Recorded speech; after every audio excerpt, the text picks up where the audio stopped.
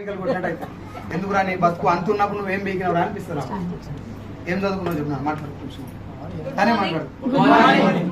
మనీషా, హైదరాబాద్ మాది. Degree student. నేను కూడా డిగ్రీ స్టూడెంట్ కూడా ఎంటర్ అయినా. ఫస్ట్ నేను వచ్చిన ఓన్లీ హెల్త్ పర్పస్ వచ్చిన. ఇంకా ఇట్లాంటి మీటింగ్స్ అటెండ్ అయ్యి సక్సెస్ చేస్తున్న జర్నీ చేయడం వల్ల ఈ రోజు నా ఇన్కమ్ 1,14,00,000.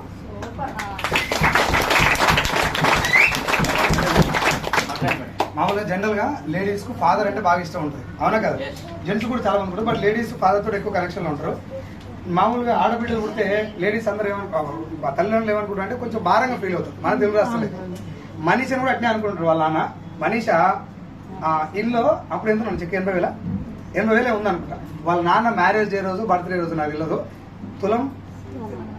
తులంన్నర పెట్టి చైన్ తీసుకుపోయి వాళ్ళ ఆయనకి ఇచ్చింది, మెడకి రివర్స్. నాకు చాలా హ్యాపీగా అనిపిస్తున్నారు. నేను ఎట్లా ముందుకు పోయి భోజడికి వెళ్ళి మొక్కలకి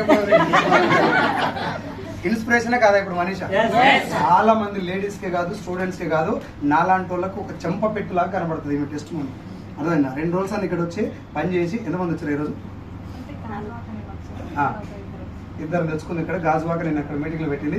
రేపు విజయవాడ కదా, రేపు విజయవాడకు మేడం చీఫ్ గెస్ట్. అదేనా మీకు ఎవరు ఉంటే అక్కడ పంపించండి. బిజినెస్ బాగుందా లేదా? చాలా మంది అంటారు సార్ మీకు మాట్లాడు